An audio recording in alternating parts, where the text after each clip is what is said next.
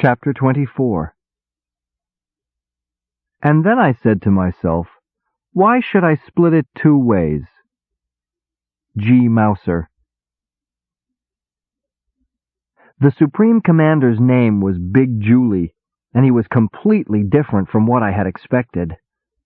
For one thing, when he called for a war council, he came to us.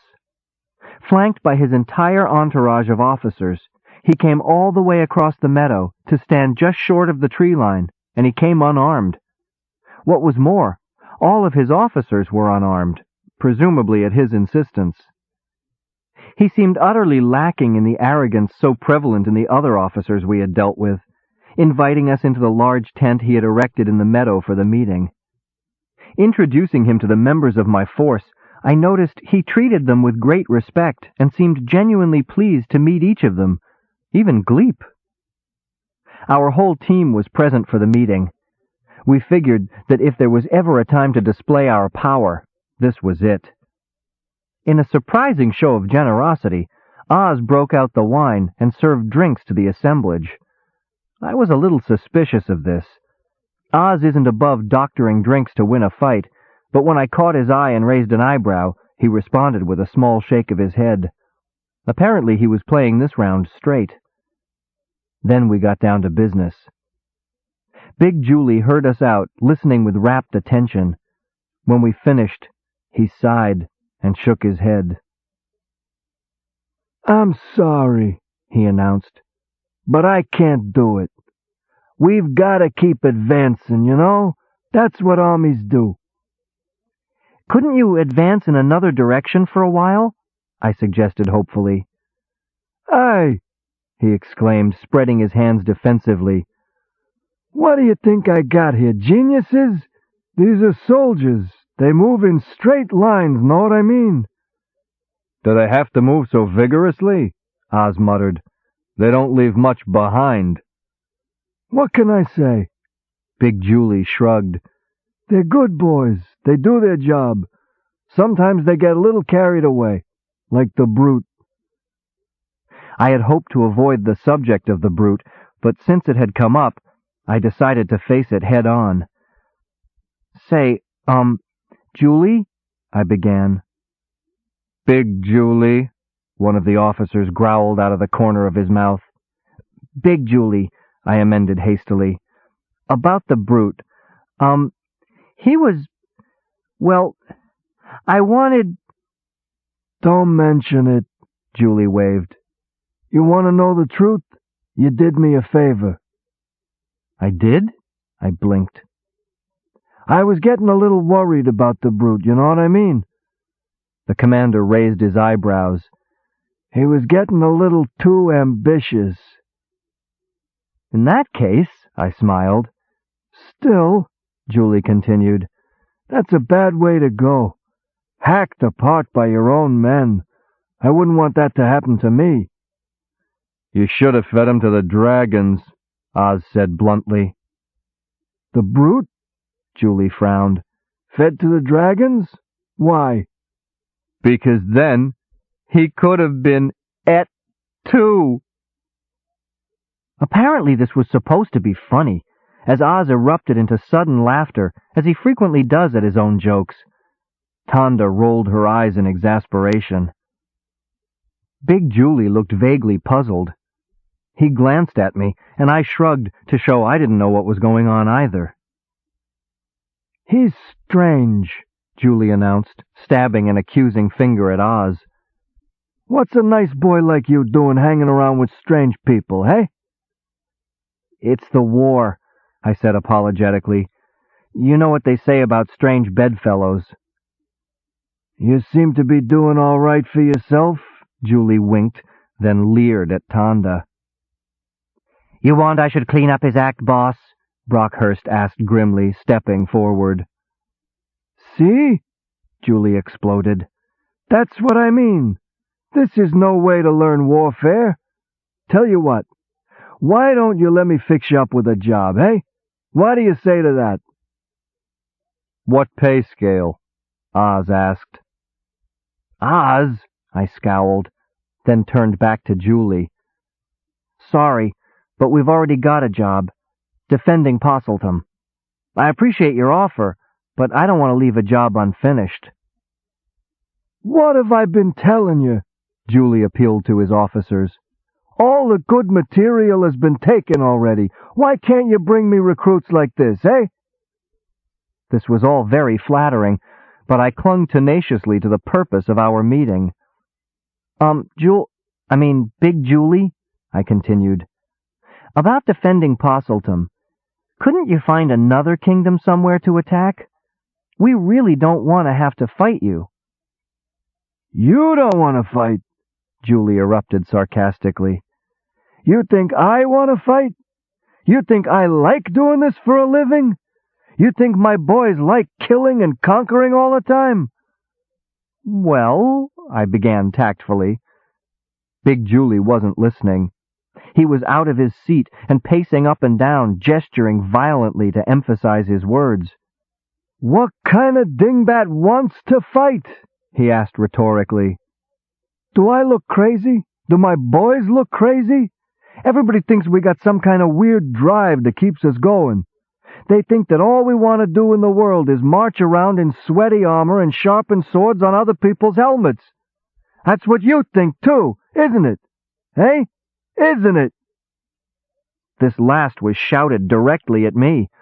By now I was pretty fed up with being shouted at. "Yes," I roared angrily, "that's what I think." "Well," Julie scowled, "you're wrong, because—" "That's what I think because if you didn't like doing it, you wouldn't do it," I continued, rising to my own feet. "Just like that," Julie shouted sarcastically. "Just stop and walk away." He turned and addressed his officers. "He thinks it's easy. Do you hear that? Any of you who don't like to fight, just stop, eh? Just like that." A low chorus of chuckles rose from his assembled men. Despite my earlier burst of anger, I found myself starting to believe him. Incredible as it seemed, Julie and his men didn't like being soldiers. "You'd think we wouldn't quit if we could," Julie was saying to me again. "I bet there isn't a man in my whole army who wouldn't take a walk if he thought he could get away with it." Again there was a murmur of assent from his officers. "I don't understand," I said, shaking my head. "If you don't want to fight, and we don't want to fight, what are we doing here?" "Did you ever hear of loan sharks?" Julie asked. "You know about organized crime?" "Organized crime?" I blinked. "It's like government, kid," Aahz supplied. "Only more effective."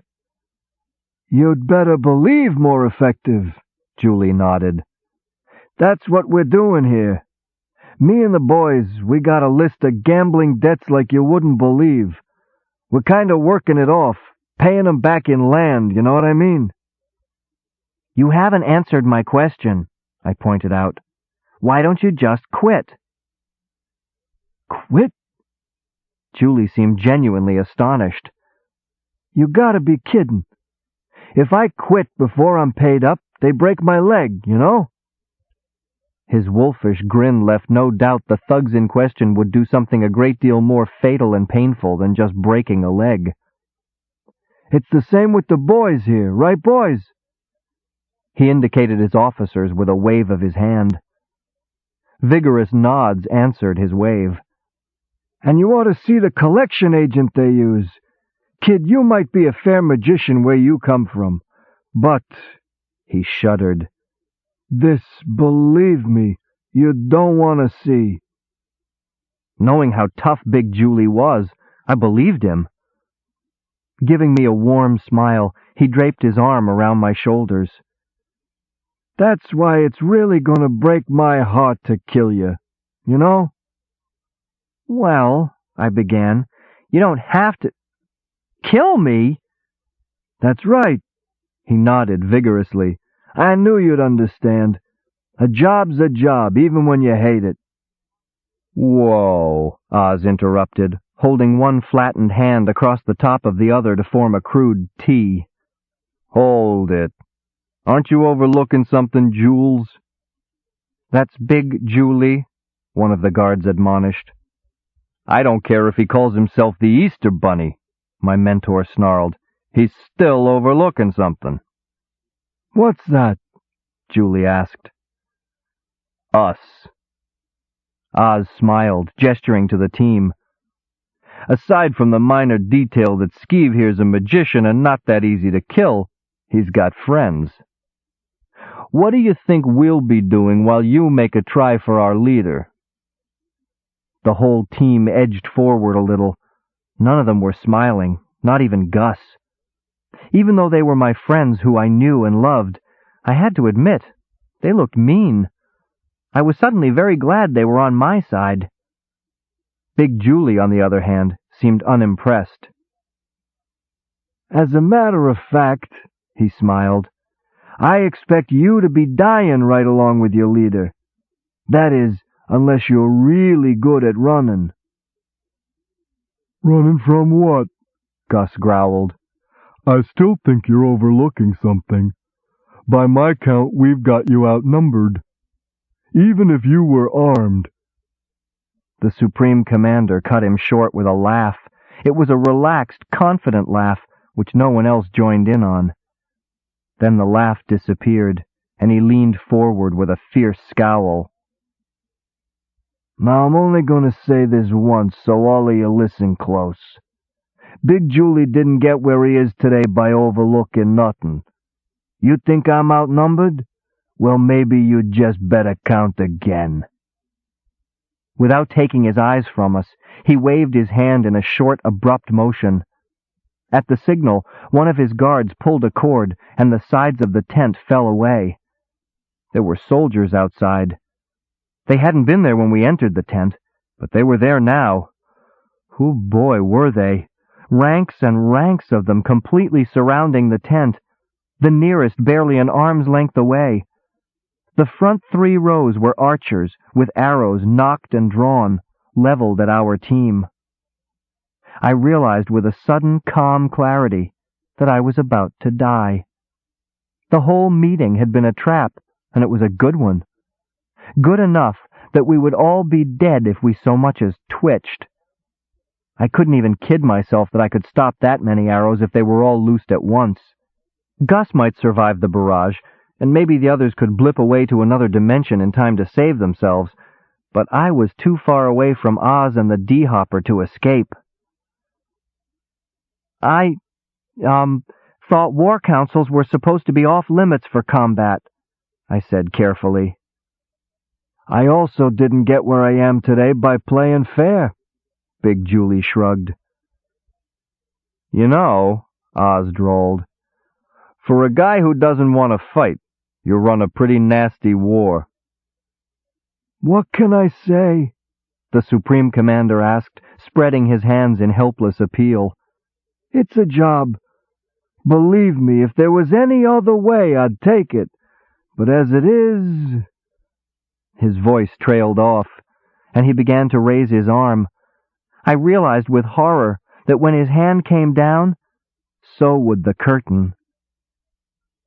How much time do we have to find another way? I asked desperately. You don't, Big Julie sighed. And we don't need any, Aahz roared with sudden glee. All eyes turned toward him, including my own. He was grinning broadly while listening to something the gremlin was whispering in his ear. What's that supposed to mean? The Supreme Commander demanded. And where did this little blue fella come from, eh? He glared at the encircling troops, who looked at each other in embarrassed confusion. This is a gremlin, Aahz informed him, slipping a comradely arm around the shoulder of his confidant. And I think he's got the answer to our problems. All our problems, you know what I mean? What does he mean? Julie scowled at me. Do you understand what he's saying? Tell him, Aahz, I ordered confidently, wondering all the while what possible solution my mentor could have found to this mess. Big Julie, Aahz smiled. What could those loan sharks of yours do if you and your army simply disappeared. And so, incredibly, it was ended. Not with fireworks or an explosion or a battle, but like a lot of things in my life, in as crazy and offhand a way as it had started. And when it had ended, I almost wished it hadn't, because then I had to say goodbye to the team. Saying goodbye to the team was harder than I would have imagined. Somehow, in all my planning, I had never stopped to consider the possibility of emerging victorious from the war. Despite my original worries about the team, I found I had grown quite close to each of them. I would have liked to keep them around a little longer, but that would have been impossible. Our next stop was the capital, and they would be a little too much to explain away. Besides, as Aahz pointed out, it was bad for morale to let the troops find out how much their commander was being paid, particularly when it was extremely disproportionate to their own wages. Following his advice, I paid each of them personally. When I was done, however, I found myself strangely at a loss for words. Once again, the team came to my aid. "Well, boss," Brockhurst sighed, "I guess this is it. Thanks for everything." "It's been a real pleasure working for you," Gus echoed. "The money's nice, but the way I figure it, Burford and I owe you a little extra for getting us out of that slop chute. Any time you need a favor, look us up." "Youngster," Ajax said, clearing his throat, "I move around a lot, so I'm not that easy to track. If you ever find yourself in a spot where you think I can lend a hand, just send a message to the bazaar, and I'll be along shortly." "I didn't think you visited the bazaar that often," I asked, surprised. "Normally I don't," the bowman admitted, "but I will now, just in case." Tonda was tossing her coin in the air and catching it with practiced ease. "I shouldn't take this," she sighed, "but a girl's got to eat." "You earned it," I insisted. "Yeah, well, I guess we'll be going," she said, beckoning to the others. "Take care of yourself, handsome." "You will be coming back?" I asked hurriedly. She made a face. "I don't think so," she said wryly. "If Grimble saw us together—" "I meant ever," I clarified. She brightened immediately. "Sure," she winked. "You won't get rid of me that easily. Say goodbye to Aahz for me." "Say goodbye to him yourself," Aahz growled, stepping out of the shadows. "There you are!" Tonda grinned. "Where's the gremlin? I thought you two were talking." "We were," Aahz confirmed, looking around him. "I don't understand. He was here a minute ago." "It's as if he didn't exist, isn't it, Aahz?" I suggested innocently. "Now look, kid," my mentor began angrily. A chorus of laughter erupted from the team. He spun in that direction to deliver a scathing reply, but there was a blip of light, and they were gone. We stood silently together for several moments, staring at the vacant space. Then Aahz slipped an arm around my shoulder. "They were a good team, kid," he sighed. "Now pull yourself together. Triumphant generals don't have slow leaks in the vicinity of their eyes. It's bad for the image."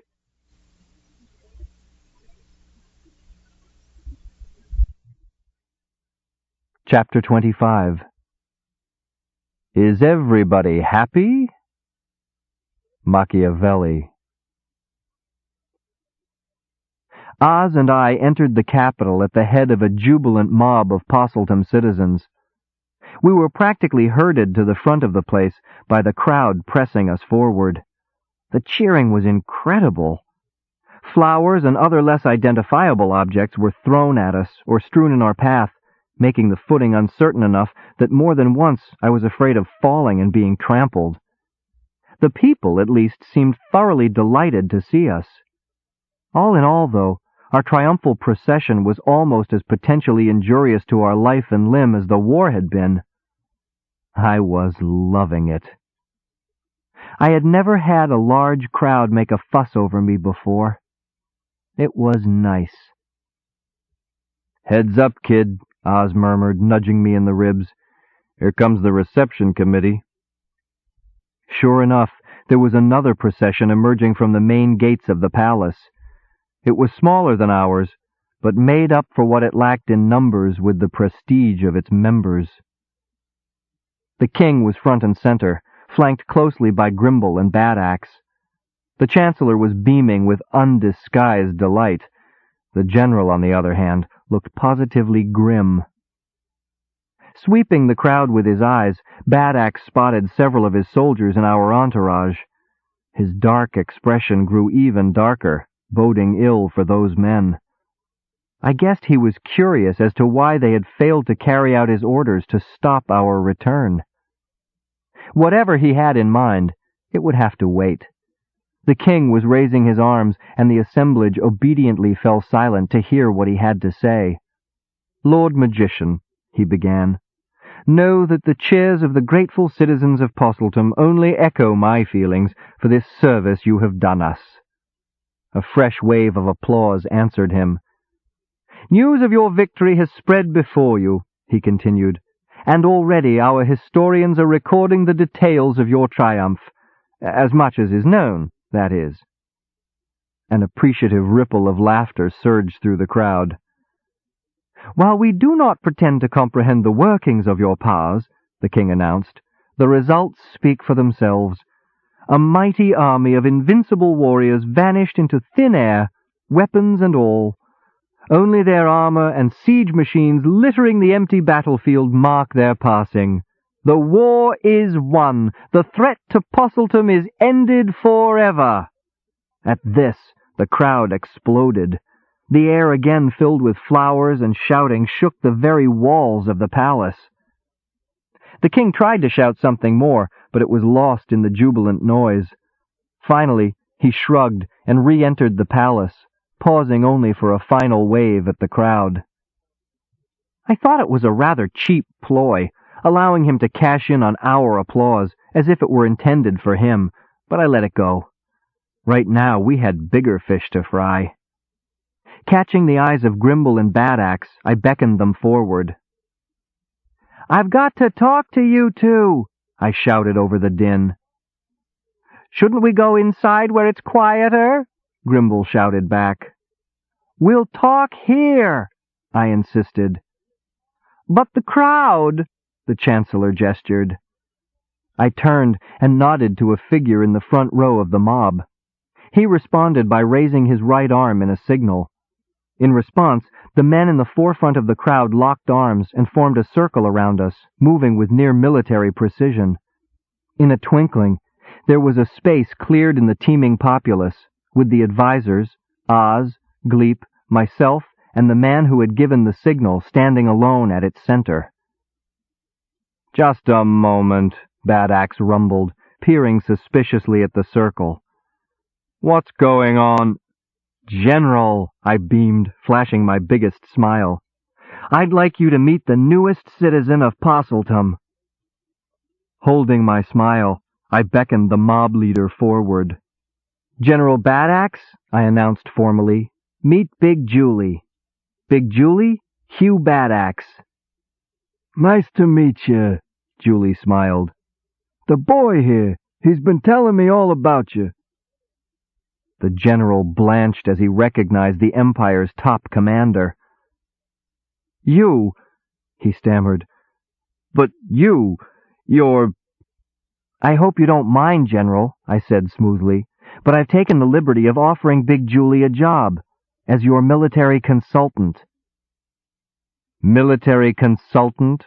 Bad Axe echoed suspiciously. "What's the matter?" Julie scowled. "Don't you think I can do it?" "It's not that," the general clarified hastily.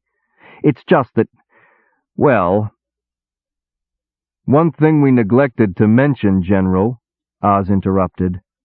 "Big Julie here is retiring from active duty. He's more than willing to leave the running of Possiltum's army to you, and agrees to give advice only when asked."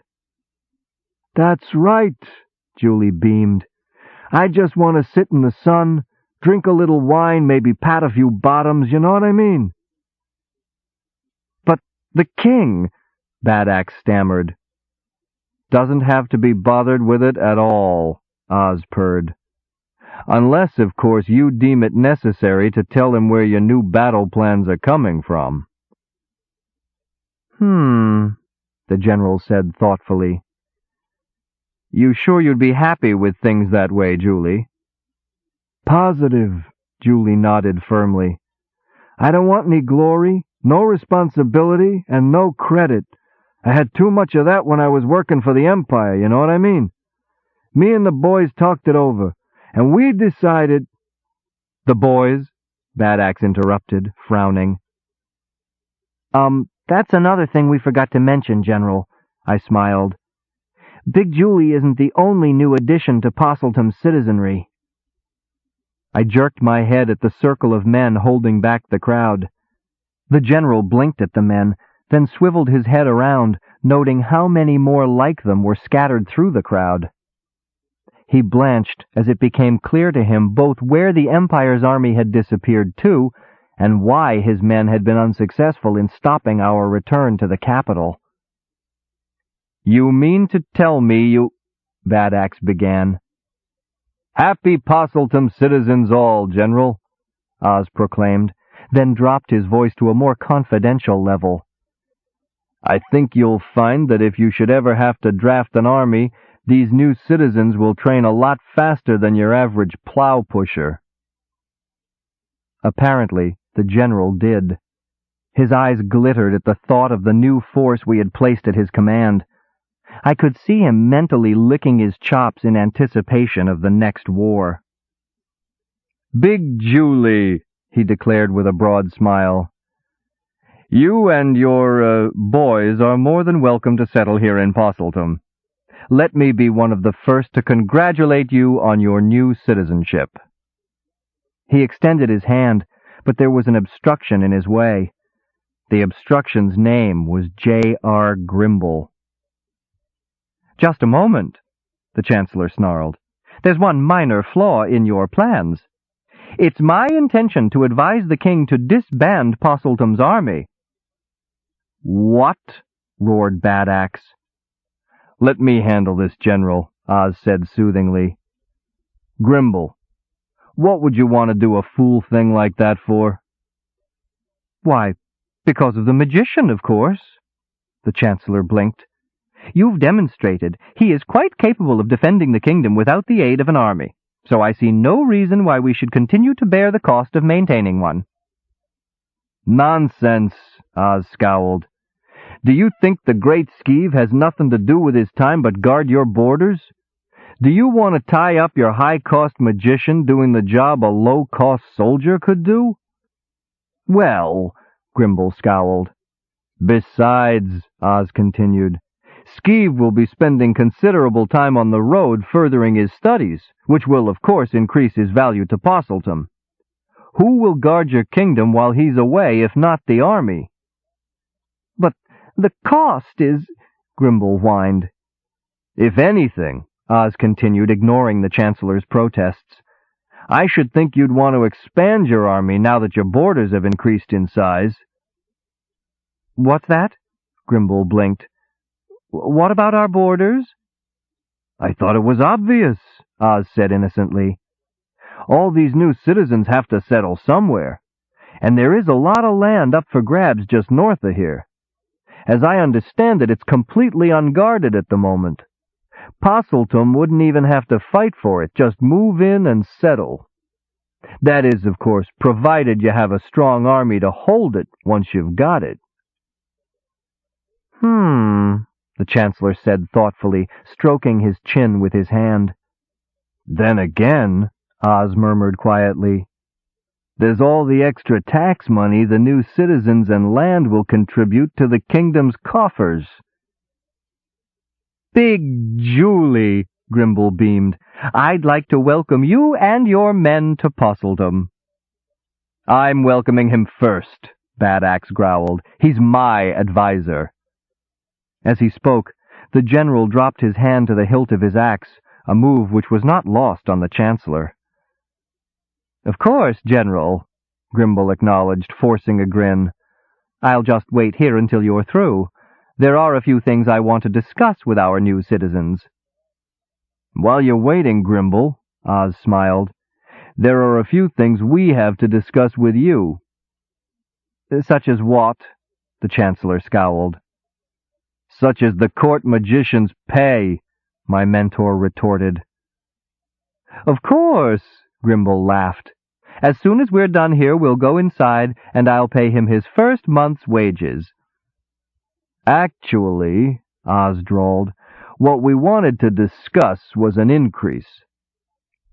The Chancellor stopped laughing. You mean a bonus, don't you? He asked hopefully. I'm sure we can work something out, considering... I mean an increase, Aahz corrected firmly.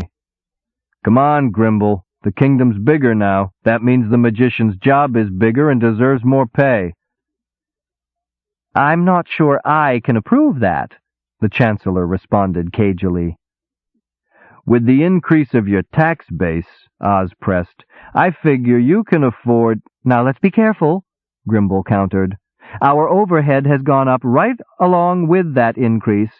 In fact, I wouldn't be surprised if... Come on, Gleep, I murmured to my pet. Let's go see Buttercup. I had a feeling the wage debate was going to last for a while.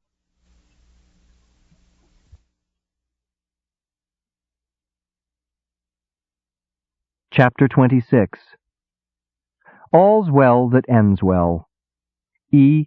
A. Poe.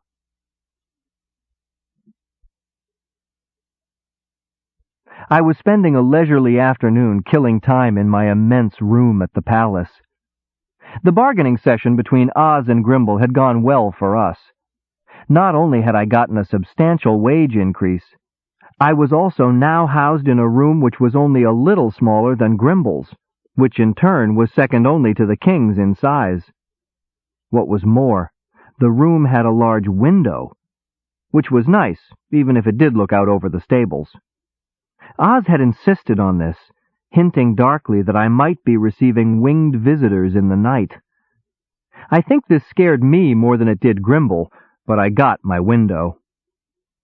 When I chose, I could look down from my perch and keep an eye on Gleep and Buttercup in the stables.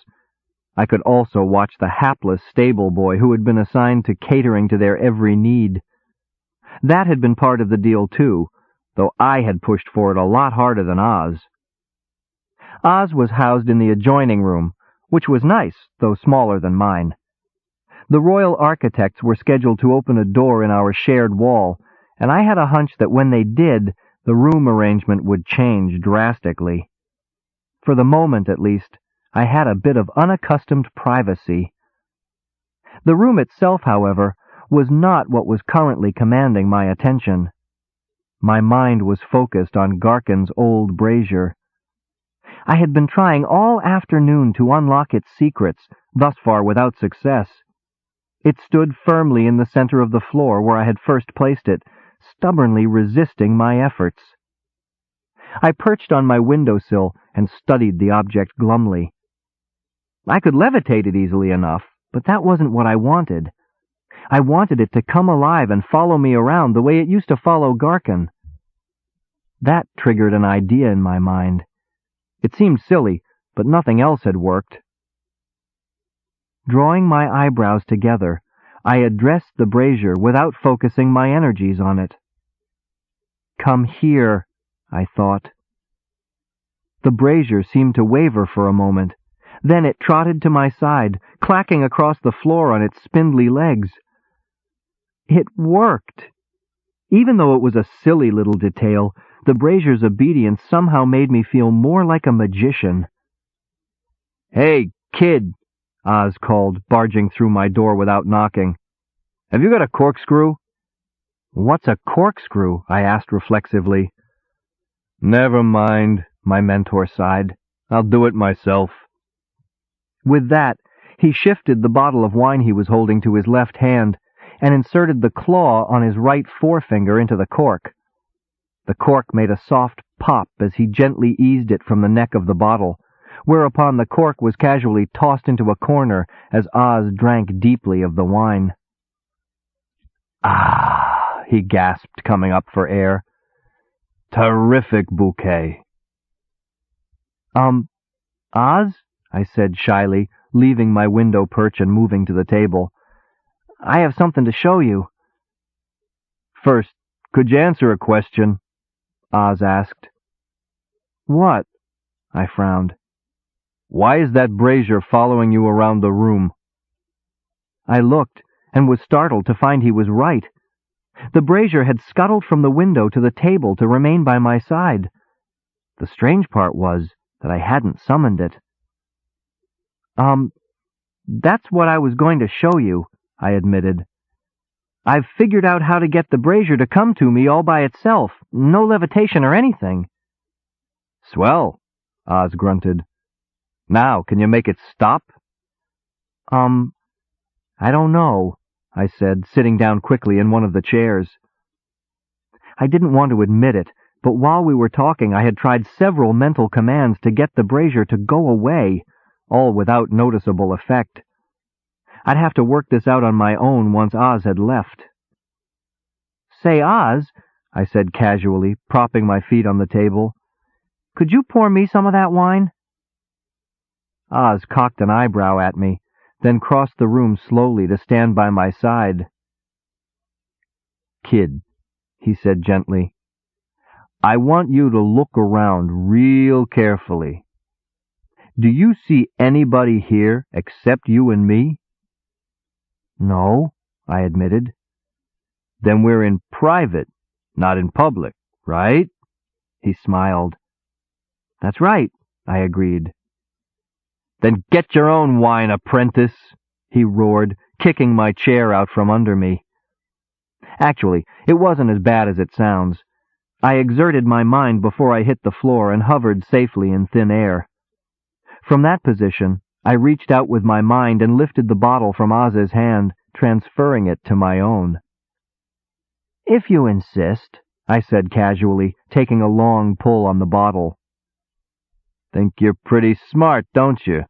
Aahz snarled. Then he grinned. "Well, I guess you are at that. You've done pretty well for an amateur." "A professional," I corrected with a grin. "A salaried professional." "I know," Aahz grinned back. "For an amateur, you're pretty smart.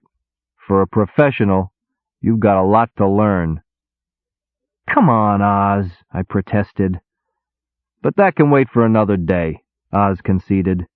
"You might as well relax for a while and enjoy yourself while you can." "What's that supposed to mean?" I frowned. "Nothing," Aahz shrugged innocently. "Nothing at all." "Wait a minute, Aahz," I said sharply, regaining my feet. "I'm court magician now, right?" "That's right, Skeeve," my mentor nodded. "Court magician is the job you pushed me into because it's so easy, right?" I pressed. "Right again, kid." He smiled, his nodding becoming even more vigorous. "Then nothing can go wrong? Nothing serious?" I asked anxiously. Aahz retrieved his wine bottle and took a long swallow before answering. "Just keep thinking that, kid," he grinned. "It'll help you sleep nights." "Come on, Aahz," I whined. "You're supposed to be my teacher. If there's something I'm missing, you've got to tell me. Otherwise, I won't learn." "Very well, apprentice," Aahz smiled, evilly emphasizing the word. "There are a few things you've overlooked." "Such as?" I asked, writhing under his smile. "Such as Gus, Ajax, and Brockhurst, who you just sent back to Devo without instructions." "Instructions?" I blinked. "Tanda we don't have to worry about, but the other three—" "Wait a minute, Aahz," I interrupted before he got too far from the subject. "What instructions?" Instructions not to talk about our little skirmish here, Aahz clarified absently. Tanda will know enough to keep her mouth shut, but the others won't. You think they'll talk? Is a frog's behind watertight? Aahz retorted. What's a frog? I countered. Money in their pockets, fresh from a successful campaign against overwhelming odds. Of course they'll talk, Aahz thundered. They'll talk their fool heads off to anyone who'll listen. What's more, they'll embellish it a little more with each telling until it sounds like they're the greatest fighters ever to spit teeth, and you're the greatest tactician since Gronk. What's wrong with that? I inquired, secretly pleased. I didn't know who Gronk was, but what Aahz was saying had a nice ring to it. Nothing at all, Aahz responded innocently. Except now the word will be out as to who you are, where you are, and what you are. Also that you're for hire and that you subcontract. If there's any place in all the dimensions that folks will take note of information like that, it's the bazaar.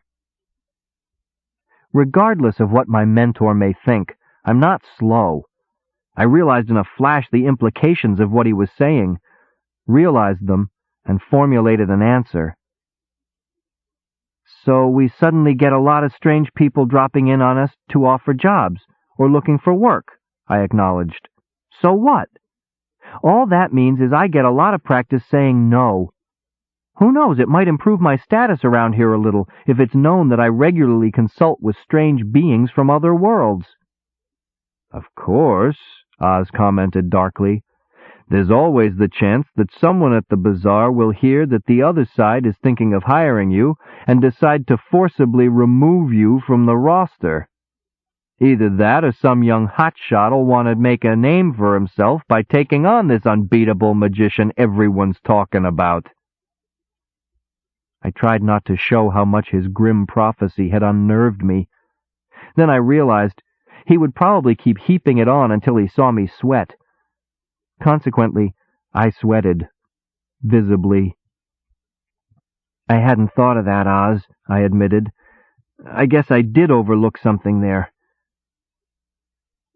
Then again, there's Grimble and Bad Axe, Aahz continued, as if he hadn't heard me. What about Grimble and Bad Axe? I asked nervously. In my estimation, Aahz yawned, the only way those two would ever work together would be against a common foe. In my further estimation, the best candidate for that common foe position is you. Me? I asked in a very small voice. You work it out, kid, my mentor shrugged. Until you hit the scene, there was a two-way power struggle going as to who had the king's ear. Then you came along and not only saved the kingdom, you increased the population, expanded the borders, and added to the tax base. That makes you the most popular and therefore the most influential person in the king's court. Maybe I'm wrong, but I don't think Grimble and Bad Axe are going to just sigh and accept that. It's my guess they'll double-team you and attack anything you say or do militarily and monetarily, and that's a tough 1-2 punch to counter. Okay. So there were two things I overlooked, I said. Except for that, and of course there's the people Big Julie and his men owe money to, Aahz commented thoughtfully. I wonder how long it will be before they start nosing around looking for an explanation as to what happened to an entire army. More important, I wonder who they'll be looking for by name to provide them with that explanation. Aahz? Yeah, kid? Do you mind if I have a little more of that wine? Help yourself, kid. There's lots. I had a hunch that was going to be the best news I would hear for a long time.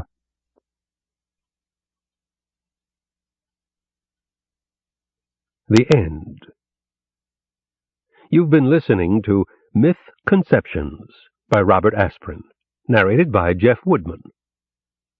You'll find a wide selection of titles, including bestsellers, mysteries, classics, histories, and more, in the Recorded Books catalog. So to order another recorded book, or for a copy of our latest listing, call us toll-free nationwide at 1-800-638-1304. You can order by phone with Visa or MasterCard, or by writing to us, or by faxing us at 410-535-5499. Don't forget to ask about easy 30-day rentals by mail. And thank you for being a Recorded Books reader.